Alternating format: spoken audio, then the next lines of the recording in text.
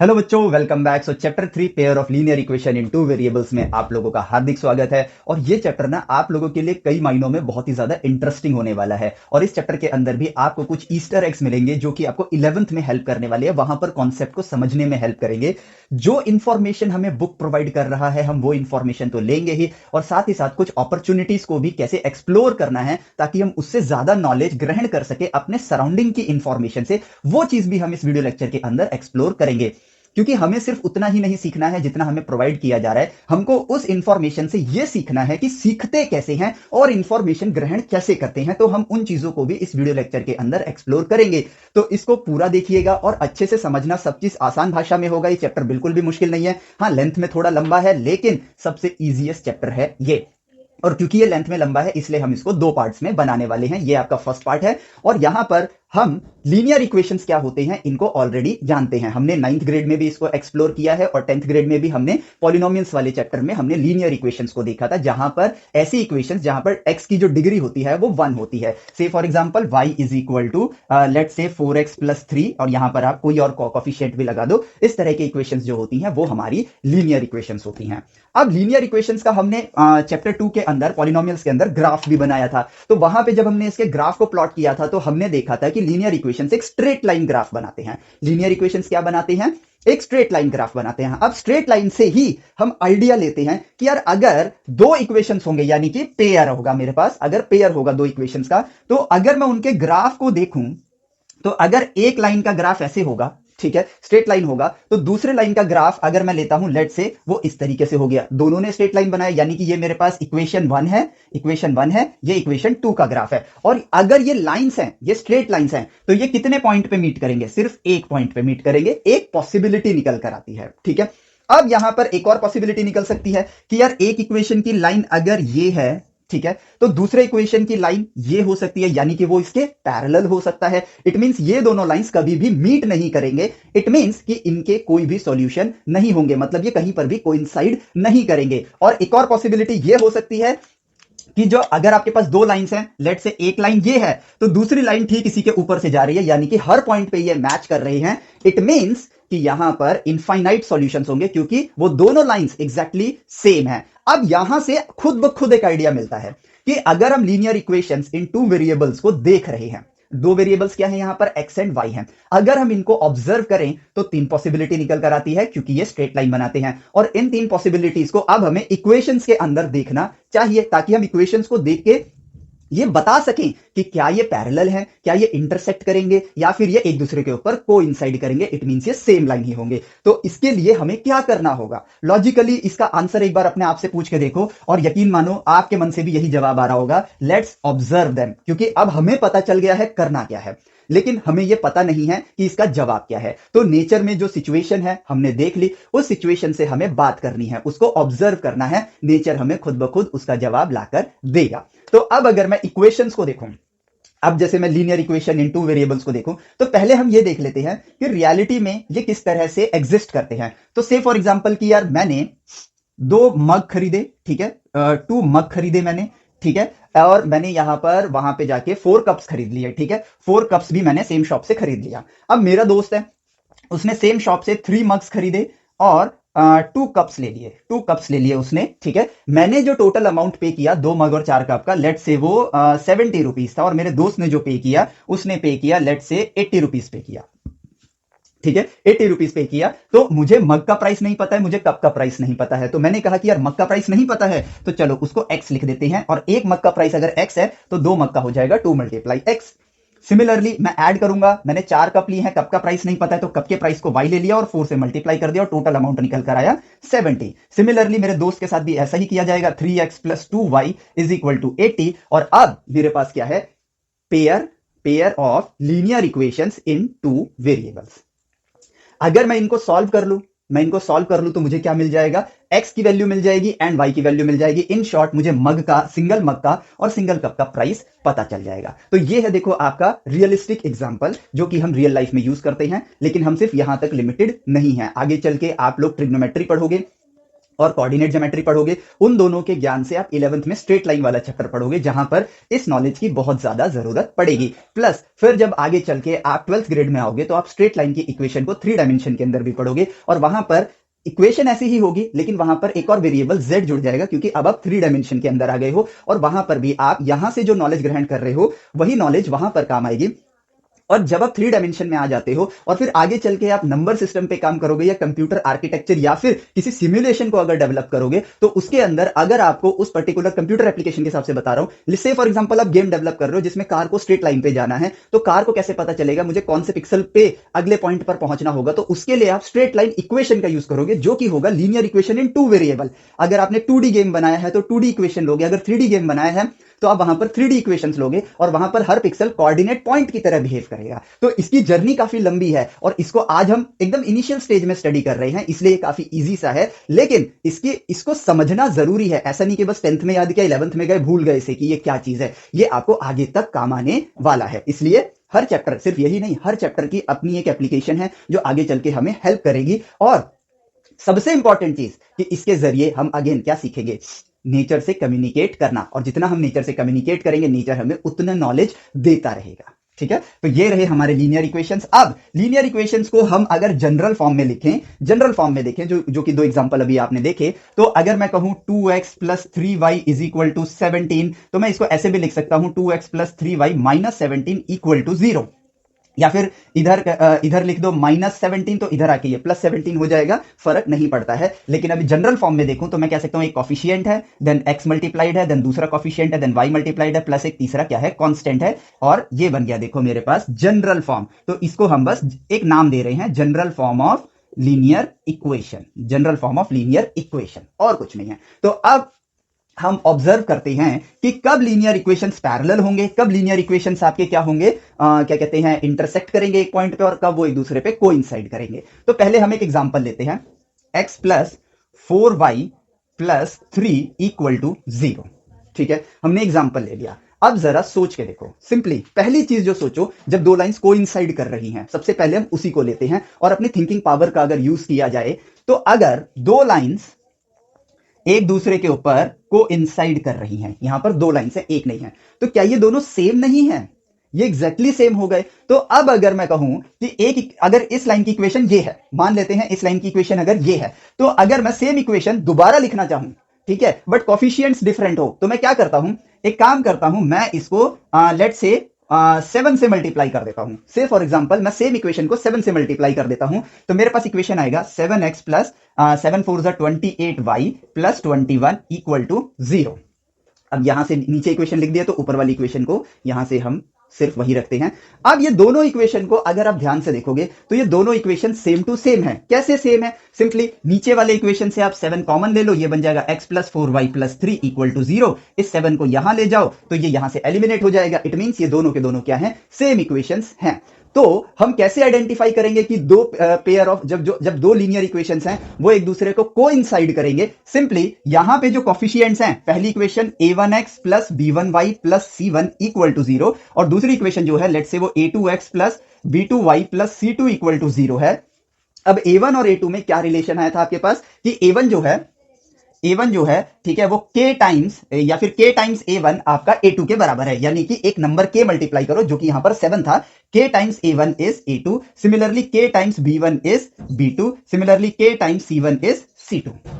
देखो आ गया। और अब इसी से आप यहां पर क्या कर सकते हो, a2 अपॉन में a1 कर दो, a2 अपॉन में a1 = k, ठीक है। सिमिलरली b2 अपॉन में b1 = k, similarly c2 upon में c1 = k। और आपने डिस्कवर कर लिया वो प्रोसीजर क्या कहूं मैं, ये कोई नहीं, प्रोसीजर वर्ड गलत होगा, आपने डिस्कवर कर लिया वो इक्वेशन जिससे आप आइडेंटिफाई कर सकते हो कि 2 लाइंस एक दूसरे के ऊपर कोइंसाइड कर रही हैं या नहीं।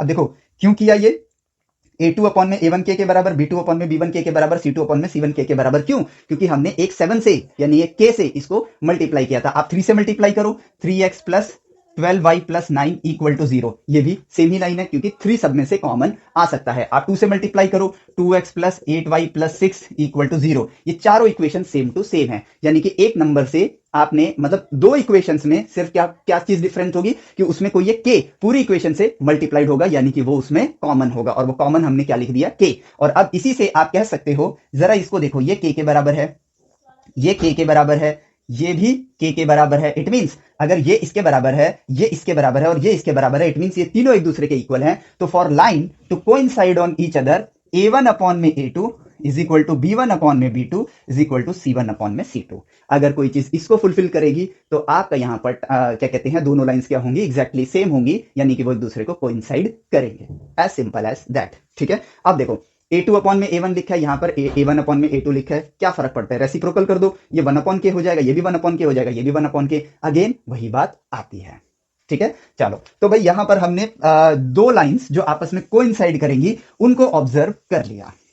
ठीक है, अब बारी आती है ऐसी लाइंस की जो आपस में, अगला पॉइंट लेते हैं, जो आपस में क्या करेंगे, एक दूसरे के पैरेलल होंगे, जो आपस में क्या करेंगे, एक दूसरे के पैरेलल होंगे। तो अब अगर लाइंस एक दूसरे के पैरेलल होंगे तो हम कैसे इसको ऑब्जर्व करेंगे, तो अगर हम यहां पर ध्यान से देखें, ठीक है, अगर दो लाइंस आपस में पैरेलल हैं तो सबसे बड़ी बात यह आती है कि या तो हम पहले से जानते हों, ठीक है, पहले से जानते हो इक्वेशंस को, और हम ये कहें कि ये दोनों लाइंस क्या हैं, आपस में एक दूसरे के पैरेलल हैं, और ऑब्जर्व कर लें। एक तरीका तो ये है, ठीक है, जो कि बहुत पुराने समय में किया गया होगा। से फॉर एग्जांपल कि मैं ऐसी दो इक्वेशंस को ऑलरेडी जानता हूं क्योंकि मैंने प्लॉट किया है उन्हें, मैंने दो पैरेलल लाइंस को प्लॉट किया और उनकी इक्वेशंस को लिखा, जैसे कि x प्लस 3y प्लस में 4 equal to 0 and 2x plus 6y plus में 2 इक्वल टू 0। ये दोनों लाइंस आपस में पैरेलल हैं। फिर मैंने इनको प्लॉट किया और फिर मैंने यहां पर क्या ऑब्जर्व किया कि यार यहां पे कोफिशिएंट 1 है, तो अगर मैं इसको लिखता हूं a1x plus b1y plus c1 equal to 0 और a2x plus b2y plus c2 equal to 0। ठीक है, मैंने ये दोनों चीजें लिखी और फिर ऑब्जर्व किया कि ये a1 और a2 को अगर मैं देखूं, जो मैंने उससे डिस्कवर किया था वही चीज मैं यहां भी कर रहा हूं कि a1 a2 को, अब मैंने देखा a1 a2 b1 b2 c1 c2 आ रहे हैं यहां पर जब दो लाइंस पैरेलल हैं। अब मैंने इसी के अंदर इस चीज को ऑब्जर्व करना स्टार्ट किया, एक नई चीज दिख गई, अब उसी से मैंने दो पैरेलल लाइंस को ऑब्जर्व करना स्टार्ट किया, तो मुझे यहां पर देखने को मिल रहा है ये आ रहा है 1/2, और अगर मैं b1 अपॉन b2 को देखूं तो वो आ रहा है 1/2, लेकिन c1 अपॉन c2 क्या आ रहा है मेरे पास 4/2, जो कि 2 के बराबर है। तो इस ऑब्जर्वेशन से मैं क्या देख पा रहा हूं, मैं ये देख पा रहा हूं कि अगर दो लाइंस पैरेलल हैं तो a1 अपॉन में a2 is equal to b1 upon b2, but it is not equal to c1 upon c2। यानी कि जो इस चीज को फुलफिल कर रहा है वो चीज आपकी क्या होगी, पैरेलल लाइन होगी, और वो आपस में कोइंसाइड नहीं करेंगे। तो इस केस में आपके पास आते हैं इनफाइनाइट सॉल्यूशन, और इस केस में आते हैं आपके पास नो सॉल्यूशन, क्योंकि दोनों लाइंस कभी भी मीट नहीं करेंगे।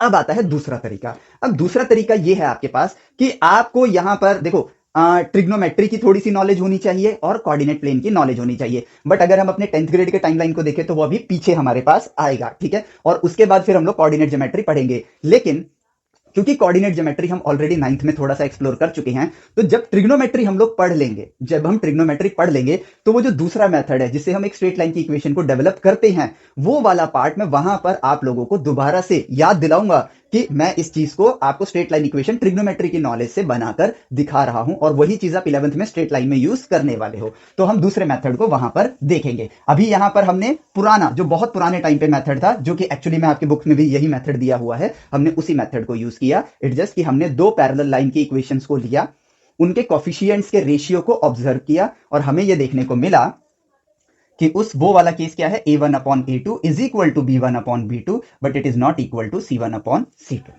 ठीक है, ये केस हमें देखने को मिला। अब इन दोनों केस को देखा तो ऑटोमेटिकली आइडिया आ रहा है, क्या ऐसा हो सकता है कि जब दो लाइन आपस में इंटरसेक्ट करेंगे, जब दो लाइंस आपस में इंटरसेक्ट करेंगे तो उस केस में क्या होगा, उस केस में ये भी नॉट इक्वल टू हो जाए। ये जस्ट अपने आप को एक आइडिया आ रहा है पैटर्न को देख के, तो हमने कहा कि यार चलो दो ऐसी लाइंस लेते हैं जो कि एक दूसरे को इंटरसेक्ट करती हैं एक पॉइंट पे। ठीक है, ये तो लाइन वर्ड ही गलत हो गया, एक पॉइंट पे लाइंस है तो एक ही पॉइंट पे इंटरसेक्ट करेंगे अगर वो कोइंसाइड नहीं कर रही हैं तो। ठीक है, तो मैं इक्वेशन लेता हूं 2x plus 3y plus 4 equal to 0।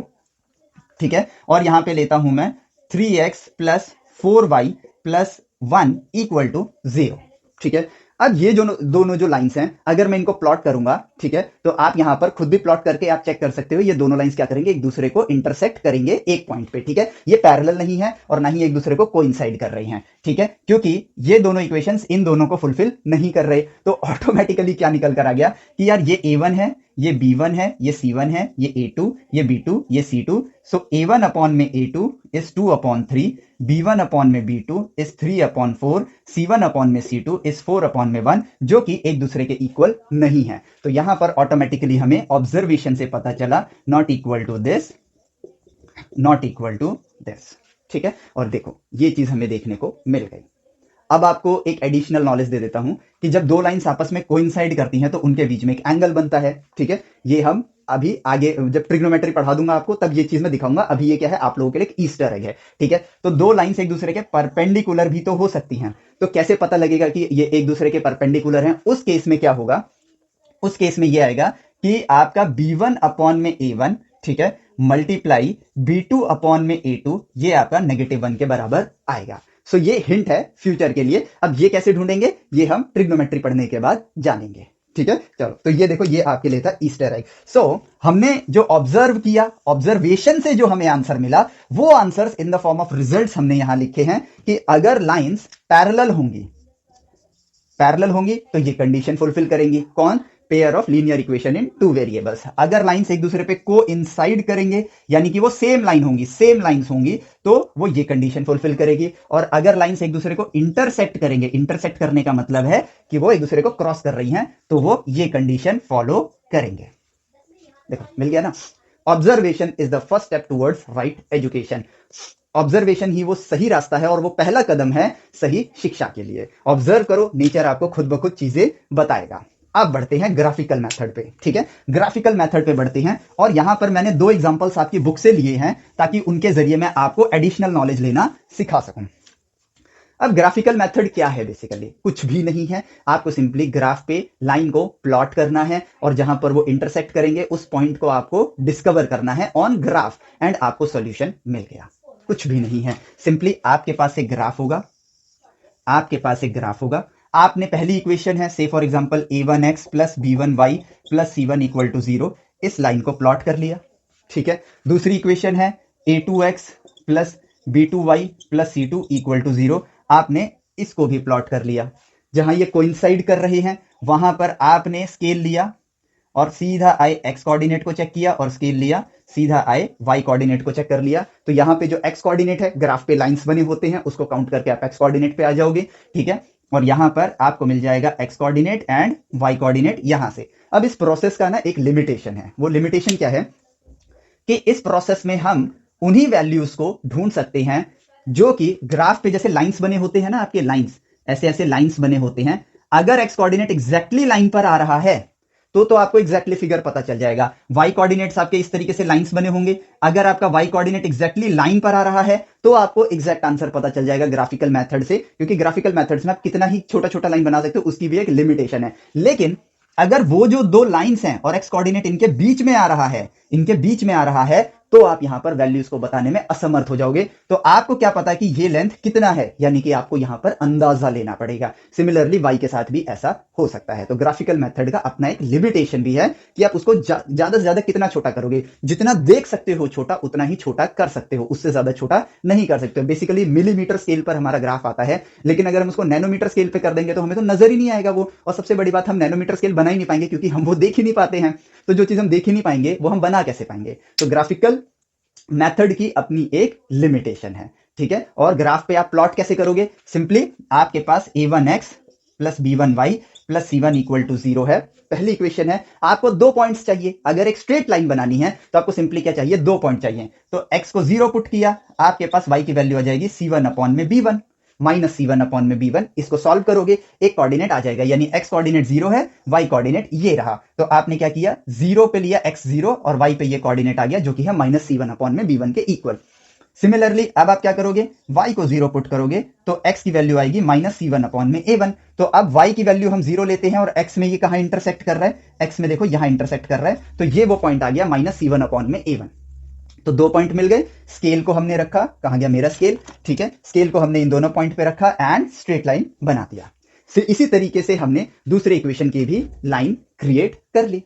ठीक है, तो देखो 2 पॉइंट्स चाहिए, दोनों पॉइंट्स हमने कितने इजी वे में हमने उनको डिस्कवर कर लिया एंड हमने लाइन बना लिया और फिर ग्राफ पे उस पॉइंट को देख के क्या किया, हमने उसके सॉल्यूशन को बता दिया। ठीक है, अगर लाइंस पैरेलल होंगी, ठीक है, तो आपको ग्राफ पे बनाने की जरूरत नहीं है। सिंपल देखो, पहले ही आप जानते हो कि अगर a1 अपॉन में a2 equal to b1 upon में b2 equal to c1 upon में c2, पहले आप इसको चेक कर लो।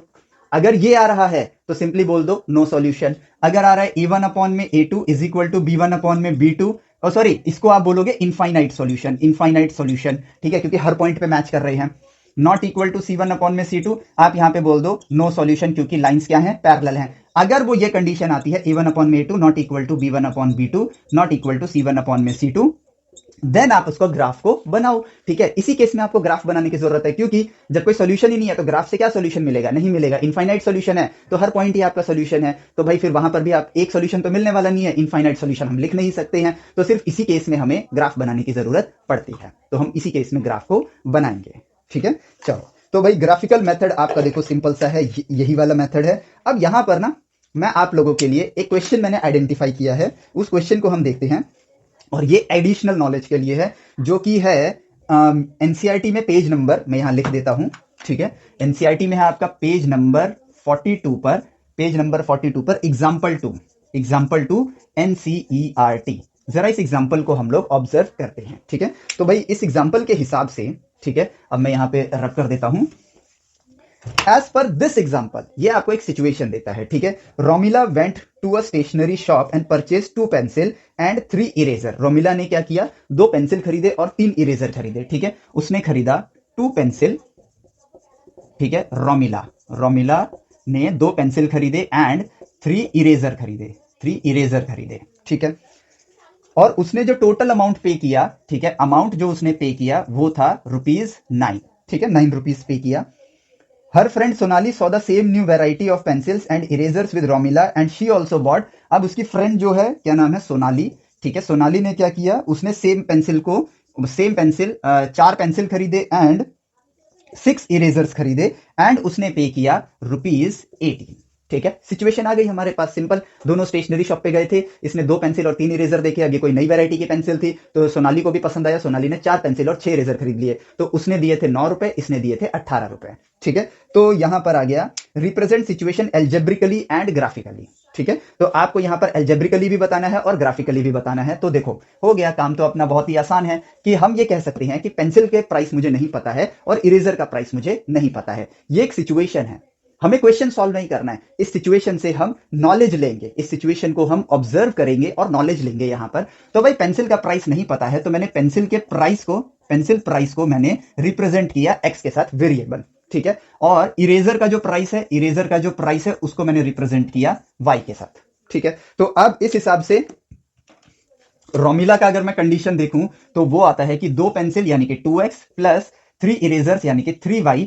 तो x वो अमाउंट है, अमाउंट को 2 से मल्टीप्लाई करूंगा तो 2 पेंसिल का प्राइस आएगा। y क्या है, इरेजर का अमाउंट है, उसको 3 से मल्टीप्लाई करूंगा तो 3 इरेजर आएगा। तो टोटल अमाउंट उसने कितना पे किया है, 9 रुपीज। सिंपल। ठीक है, सिमिलरली सोनाली के लिए अगर मैं देखूं तो ये बन जाएगा 4x plus 6y is equal to 18।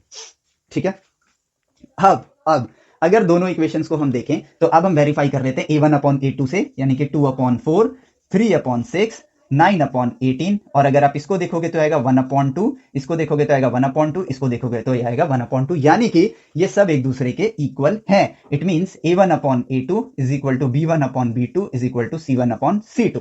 हालांकि ये चेक करने से पहले ही हम लोग जानते थे कि ये सेम होने वाला है। क्योंकि भाई पेंसिल तो सेम ही खरीदे है ना उन्होंने, तो उसका प्राइस तो सेम ही रहने वाला है। बस फर्क क्या, इसने 2 खरीदे तो इसने 4 खरीदे, ठीक उसका डबल। यहां 3 खरीदे तो इसने 6 खरीदे, और प्राइस इसने 9 दिया तो इसने 18 दिया। सिचुएशन देख के ही समझ आ रहा है कि यहां पर पैरेलल लाइंस नहीं, एक दूसरे के ऊपर कोइंसाइड करने वाला ग्राफ बनेगा। अब हम ग्राफ भी बना लेते हैं एक बार, क्योंकि क्वेश्चन की डिमांड है। तो आप देखो, पहली इक्वेशन लेता हूं, x की वैल्यू 0 करता हूं।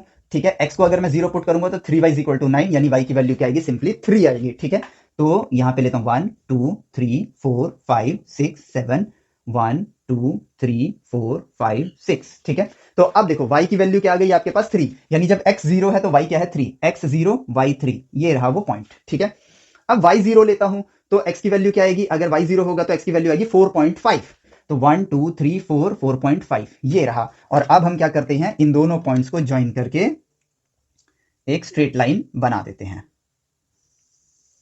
ठीक है, ये रहा आपका equation 2x plus 3y is equal to 9।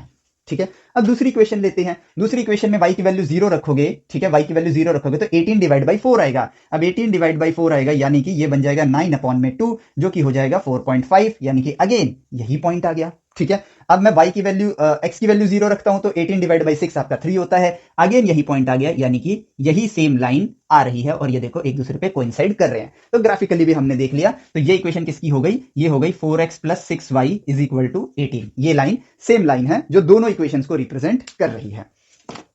अब तो क्वेश्चन तो सॉल्व हो गया। हमने यहां पर एज पर द क्वेश्चन हमने कह दिया कि both lines coincide, it means there are infinite solutions. And यहां पर हम एग्जैक्टली क्या कहते हैं पेंसिल का जो प्राइस है, ठीक है, उसको बताने में हम लोग असमर्थ हो जाएंगे। ठीक है, अब देखो यहां पर एक्चुअली में देखा जाए तो मैं नहीं बता सकता कि पेंसिल का प्राइस क्या है और इरेजर का प्राइस क्या है।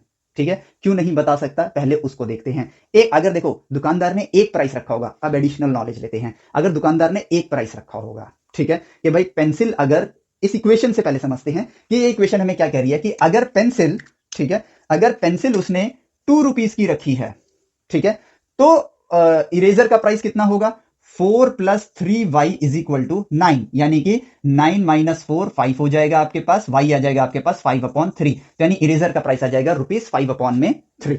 ठीक है, अगर उसने पेंसिल की प्राइस 3 रुपीज रखी होती, ठीक है, अगर पेंसिल की प्राइस 3 रुपीज है तो 2 multiply 3 plus 3y is equal to 9, तो ये बन जाएगा 6 plus 3y is equal to 9।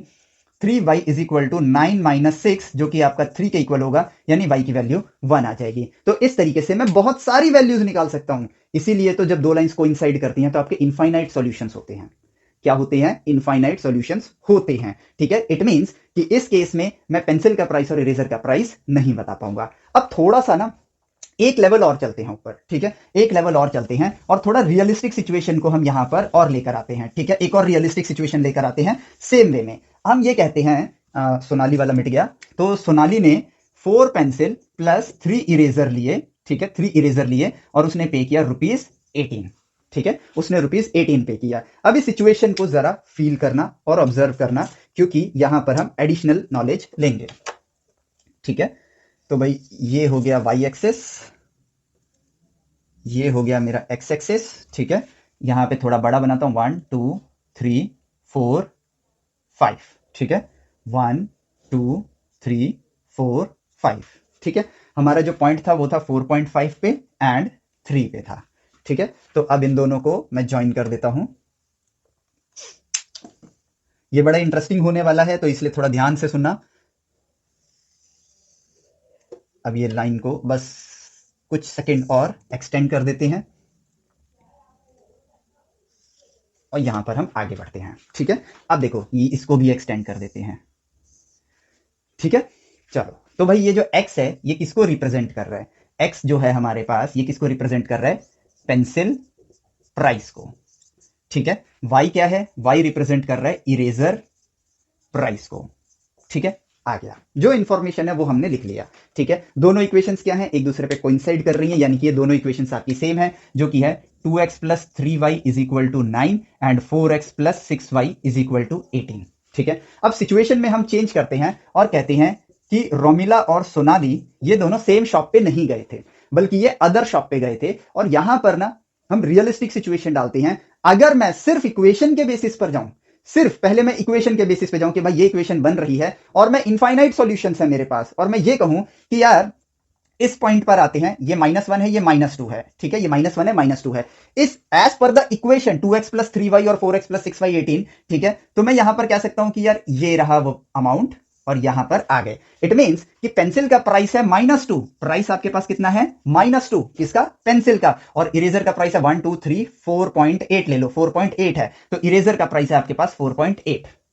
ठीक है, इक्वेशन के हिसाब से चलें तो चलो मैं निकाल ही लेता हूं, 4.8 नहीं होगा, जो भी होगा 2 multiply -2 plus 3 multiply y is equal to 9। y की वैल्यू निकालते हैं तो 3y is equal to 9 plus 4, 2 2 4 minus में आएगा, इधर ले जाएंगे 4 तो हो जाएगा 13 अपॉन में 3 इज इक्वल टू y। तो यहां पे इरेजर का प्राइस देखो कितना आया, 13 अपॉन में 3। इट मींस इस सिचुएशन के हिसाब से, इस इक्वेशन के हिसाब से अगर मैं रियलिटी को देखना स्टार्ट करूं तो मुझे क्या समझ आएगा कि यार पेंसिल के लिए जब मैंने उससे पेंसिल खरीदी तो शॉपकीपर ने मुझे एक पेंसिल पर 2 रुपए दिए, ठीक है, यानी कि 2 पेंसिल पर उसने मुझे 4 रुपए दिए। बट फिर जब मैंने इरेजर खरीदा तो उसने 13/3 यानी कि आपका समथिंग 4.10 यानी कि 3333 इतने रुपए में उसने मुझसे ले लिए, ठीक है। तो ओवरऑल मुझे उसको 9 रुपए देने पड़े। बट ऐसा रियलिटी में होता है? नहीं होता है, ठीक है। पॉइंट को समझना, ऐसा रियलिटी में होगा कि मैं एक सामान खरीद रहा हूं तो वो मुझे उल्टा पैसे दे रहा है, नहीं देगा, ठीक है, और दूसरे सामान पे वो मुझसे पैसे ले रहा है, तो ऐसा नहीं होगा। इट मींस फ्री तक तो चलता है कि चलो ये चीज उसने free they the, it means कि इसके आगे का ग्राफ हमारे लिए वैल्यूएबल नहीं है, ठीक है। सिमिलरली अगर नेगेटिव जोन में चले जाएं, हम नेगेटिव वाई में चले जाएं, तो यहां पर क्या दिख रहा है? अगर मैं ये वाले पॉइंट पे चला जाऊं तो यहां पे दिख रहा है कि इरेजर के लिए उसने मुझे पैसे दिए लेकिन पेंसिल के लिए उसने मुझसे पैसे लिए, तो ये भी आपके लिए वॉयलेट हो जाता है, यानी कि ये भी ग्राफ का हिस्सा नहीं होगा। दो चीजें होती हैं, एक ग्राफ होता है, एक फ्रेम ऑफ रेफरेंस होता है। लाइन तो हम यार कितनी लंबी बना सकते हैं, अब ये लाइन बढ़ते बढ़ते इंफिनिटी पे चली जाएगी, तो वो ये कह रहा है कि यार पेंसिल के लिए तो आप मुझे इनफाइनाइट अमाउंट दे दो, ठीक है, और फिर इरेजर के लिए मुझसे इनफाइनाइट अमाउंट ले लो, और दोनों के प्राइसेस डिफरेंट डिफरेंट है, बट डील इंफिनिटी में हो रही है। इट मींस इसके आगे का ग्राफ अपने लिए वैल्यूएबल नहीं है, और ये एग्जिस्ट भी नहीं करता है। वो तो हम बस pair of linear equation in two variable पढ़ रहे हैं, तो बस ग्राफ के जरिए हम सॉल्यूशन निकालना ही सीख रहे हैं, लेकिन सोचना नहीं सीख रहे हैं। तो यहां पर अब सोचने की बारी आ गई कि इसके आगे की इक्वेशन नल एंड वॉइड है, बेकार है, उसके आगे की लाइन बनाने की जरूरत नहीं है। अब यहां पर हम ये कह रहे हैं कि भाई इस केस में जो हमने इक्वेशंस बनाई हैं, इस केस में जो हमने इक्वेशन बनाई है इनफाइनाइट सॉल्यूशंस हैं, ठीक है। लेकिन अब यहां पर ध्यान से देखना कि भाई सोनाली गई थी शॉप नंबर 1 पे, और सॉरी रोमिला और सोनाली गई थी शॉप नंबर 2 पे, ठीक है। और यहां पर इन्होंने क्या किया कि भाई शॉप नंबर 1 ने तो बोला कि यार पेंसिल मैं 1 रुपए से लेकर, ठीक है, 1 रुपए से लेकर 2 रुपए के बीच में ही बेचूंगा, ठीक है। और जो मेरा इरेजर है, इरेजर जो है वो भी मैं क्या कहते हैं, इरेजर जो है मेरा वो मैं 2 रुपए, 2 रुपए से लेकर 3 रुपए के बीच में बेचूंगा, ठीक है। उसने ये बोल दिया। तो अब देखना ध्यान से, भाई पेंसिल का प्राइस 1 रुपए से ज्यादा रहेगा। शॉप नंबर 1 पे फिक्स है कि पेंसिल का प्राइस जो होगा वो 1 रुपए से लेकर 2 रुपए तक जाएगा, और इरेजर का प्राइस जो है वो 2 रुपए से 3 रुपए तक जाएगा, ठीक है, 2 रुपए से 3 रुपए तक जाएगा। एंड सी, मैं यहां पर ये लाइंस बनाता हूं, पैरेलल लाइंस। अभी आपको कुछ नया और मजेदार देखने को मिलेगा, और यहां पर भी एक लाइन बनाता हूं, ठीक है, ये लाइन बना दिया। इट मींस अब आप एक चीज नोटिस करो, इस पूरे ग्राफ में से, ठीक है, इस पूरे ग्राफ में से, ठीक है, सिर्फ ये वाला हिस्सा जो इस रेक्टेंगल के अंदर आ रहा है ना, जो इस रेक्टेंगल के अंदर आ रहा है, यही हिस्से का इक्वेशन शॉप नंबर 1 के लिए वैलिड होगा, ठीक है। आप देखो कैसे, ठीक है। अगर मैं इसके आगे चला जाता हूं, ठीक है, यहां पर आ जाता हूं, लेट से इस पॉइंट को देखता हूं, तो उसने कहा पेंसिल का प्राइस ये रहा, चलो इस कॉमन पॉइंट पे आ जाते हैं, पेंसिल का प्राइस ये रहा और इरेजर का प्राइस ये रहा, ठीक है। तो भाई ये तो इस प्राइस सेगमेंट में डील ही नहीं कर रहा है, वो डील कर रहा है सिर्फ इस प्राइस सेगमेंट में, पेंसिल का ये प्राइस सेगमेंट है और इरेजर का ये प्राइस सेगमेंट है, और इनका टोटल 9 के बराबर आना चाहिए। तो वो इसके इधर कोई भी पॉइंट ले लूंगा तो इस रेट पे तो पेंसिल बेचता ही नहीं है, तो ये ग्राफ उसके लिए मायने रखेगा नहीं रखेगा, ठीक है। अगर इसके आगे चला जाऊं, जैसे इस प्राइस पॉइंट पे आ जाऊं, तो यहां पर इस प्राइस पॉइंट पे वो पेंसिल बेच ही नहीं रहा है और ना ही इरेजर बेच रहा है, तो फिर इक्वेशन का ये वाला हिस्सा, ग्राफ का ये वाला हिस्सा इस इक्वेशन के लिए कोई मायने नहीं रखता है, यानी कि आप ये इनपुट इसमें दे ही नहीं सकते हो, ये इनपुट वैल्यूज आप इनमें दे ही नहीं सकते हो। और इसी को मैंने आपको पॉलिनोमियल्स में भी बताया था, एक वर्ड होता है डोमेन, ठीक है, डोमेन। अब अगली चीज पे आते हैं कि भाई ये तो शॉप नंबर 1 के प्राइस सेगमेंट थे, अब शॉप नंबर 2 का प्राइस सेगमेंट देखते हैं। शॉप नंबर 2 वाला कहता है कि मैं 2 रुपए से लेकर 3 रुपए तक मैं अपनी पेंसिल का दाम रखूंगा, तो उसकी मैं लाइन बना देता हूं, अब तो फ्री हैंड बना देते हैं, ठीक है। और यहां पर मैं जो इरेजर है, ठीक है, वो 1 रुपए से लेकर 2 रुपए के प्राइस सेगमेंट में डील करूंगा, ठीक है। तो अब देखो इसका सेगमेंट क्या निकल कर है, इसका सेगमेंट निकल कर है, इसका जो ये रेक्टेंगल बना है, इस रेक्टेंगल के बीच में ये रीजन, सिर्फ इस रीजन में आप कोई भी प्राइस ले लो, आपने पेंसिल का प्राइस ये लिया और इरेजर का प्राइस ये लिया, तब ये इक्वेशन वैलिड है। हालांकि इक्वेशन के हिसाब से तो ये पॉइंट भी है, बट वो इस प्राइस पॉइंट पे बेच रहा है, इस प्राइस पॉइंट पे बेच रहा है, नहीं बेच रहा है। इट मींस इनपुट वैल्यूज की अपनी एक रिस्ट्रिक्शन होती है, और वो रियलिटीज को देखकर ही हम समझ पाते हैं। ऐसा नहीं है कि कोई भी प्राइस डाल दो और आपका सोल्यूशन आ जाता है, नहीं। और अब हम यहां पर अगर ऑब्जर्व करें तो शॉप नंबर 2 का जो ग्राफ है वो यहां से लेकर यहां तक है, और शॉप नंबर 1 का जो ग्राफ है वो यहां से लेकर यहां तक है।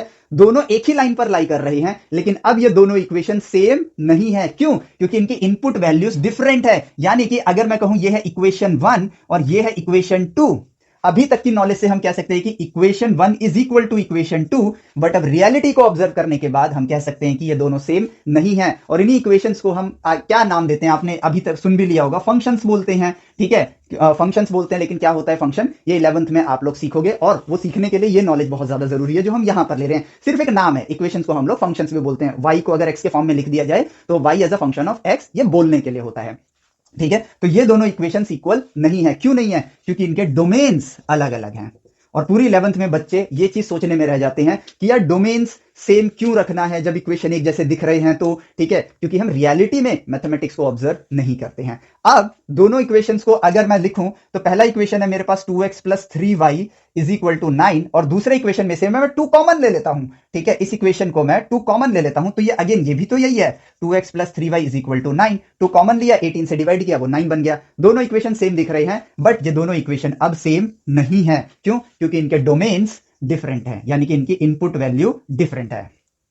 11th के लिए आपकी एक सबसे बड़ी चीज रेडी हो गई। जब 11th में स्टेटमेंट याद करने जाओगे ना कि a function should always a function is only equal when their domains are same, equation same होनी चाहिए और डोमेन सेम होंगे, तभी उन फंक्शंस को आप इक्वल कहोगे। रीजन आपके सामने है, और 10th ग्रेड के उसी सिचुएशन में एग्जांपल 2 से ही हमने उसको समझ लिया। तो यही होती है हमारी पढ़ाई करने का तरीका। हमें जो जितना दिया है उसी से हम बहुत कुछ और जान सकते हैं। हम एक रियलिस्टिक सिचुएशन उसके अंदर डाल सकते हैं। अपने सराउंडिंग की ही परिस्थिति ली कि भाई शॉप नंबर 1 इस प्राइस से इस प्राइस पे बेच रहा है, शॉप नंबर 2 उस प्राइस से उस प्राइस पर बेच रहा है, लेकिन स्टिल इक्वेशन सेम आ रही है। तो क्या दोनों इक्वेशन सेम है? जवाब है नहीं। अब मैं कहूंगा कि इन दोनों इक्वेशंस को अगर मैं देखूं तो अभी तक मैं क्या सीख पा रहा था कि भाई दोनों इक्वेशन सेम दिख रही हैं तो इनके पास इनफाइनाइट सॉल्यूशन है। लेकिन अब मैं पता क्या बोलूंगा? अब मैं बोलूंगा इसमें नो सॉल्यूशन है। ठीक है, और फ्यूचर में जब हम ऐसी चीजें पढ़ते हैं तो हम कहते हैं यार मैथमेटिक्स तो बड़ी अजीब सी चीज है।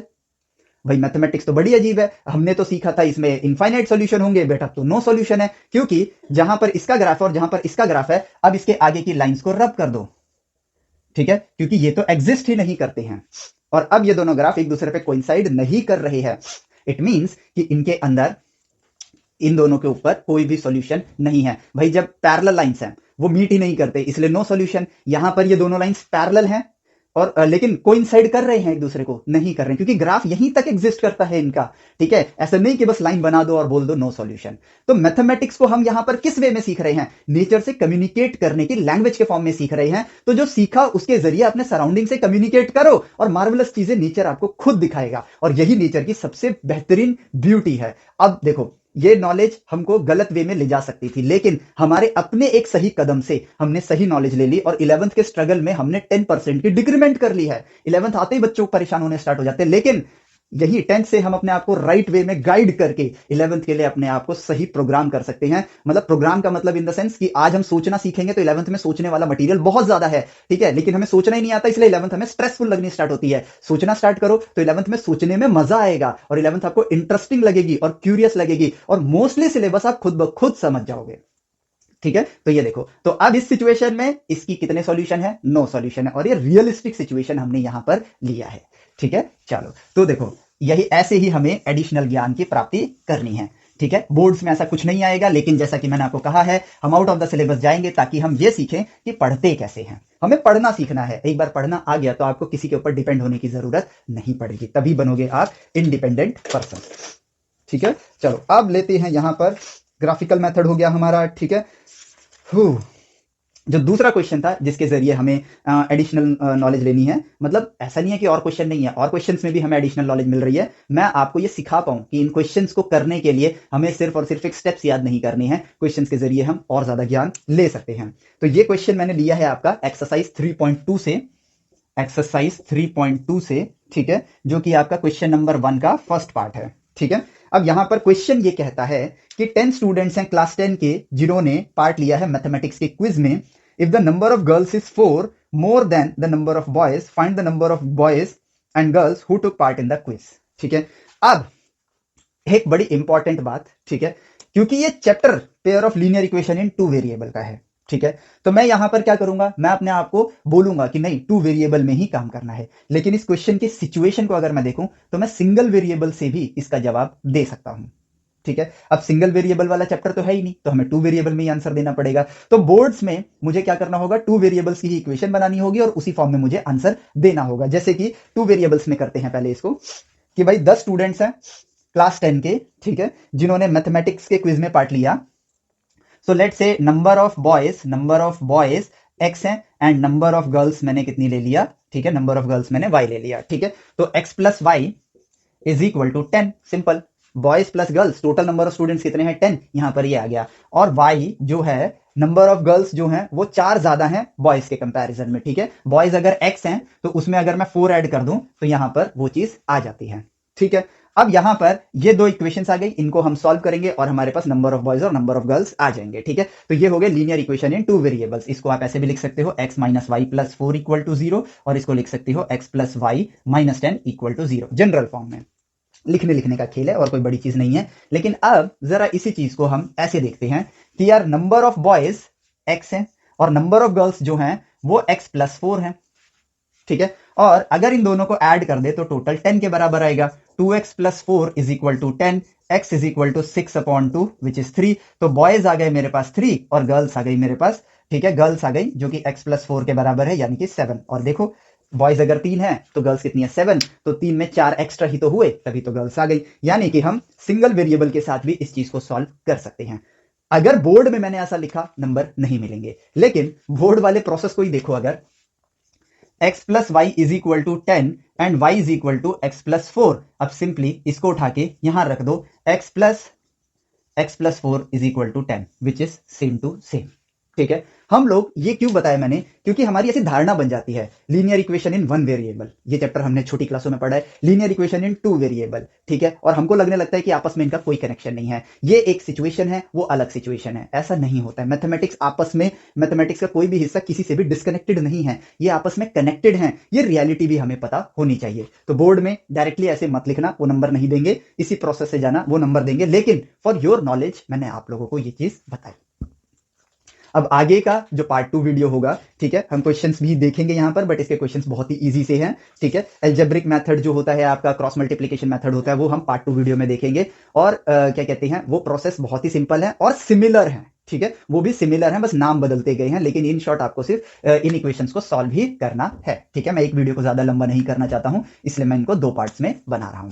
तो उम्मीद करता हूं आपको इस वीडियो लेक्चर से सही इंफॉर्मेशन मिली होगी, सही नॉलेज आपने ग्रहण किया होगा, और इन वीडियोस को देखने के बाद आप जरूर खुद से एक्सप्लोरेशन करना स्टार्ट करोगे, हर क्वेश्चन से और एक्स्ट्रा नॉलेज लेने की कोशिश करोगे। देखो जवाब ना भी आए ना, स्टिल आप अटेम्प्ट करो, क्योंकि आप एक दिन में आइंस्टाइन नहीं बनोगे, लेकिन आज आप राइट डायरेक्शन में पढ़ना स्टार्ट करोगे तो कुछ दिनों बाद, या ऐसा कहूं एक दिन में आइंस्टाइन नहीं बनता है कोई, लेकिन एक दिन जरूर बन सकता है। और यह चीज नामुमकिन नहीं है, क्योंकि आइंस्टाइन ने खुद ऐसा करके दिखाया, और he is also a normal human being. Newton sir ने करके दिखाया, धोनी ने करके दिखाया, विराट कोहली ने करके दिखाया, मेसी ने करके दिखाया है। हर कामयाब इंसान ने अपने आप को नॉर्मल ह्यूमन बीइंग से एक सक्सेसफुल ह्यूमन बीइंग बनाकर दिखाया है। एक दिन में नहीं बने हैं, लेकिन अपनी कंसिस्टेंसी से वो एक दिन ऐसा जरूर बन गए हैं।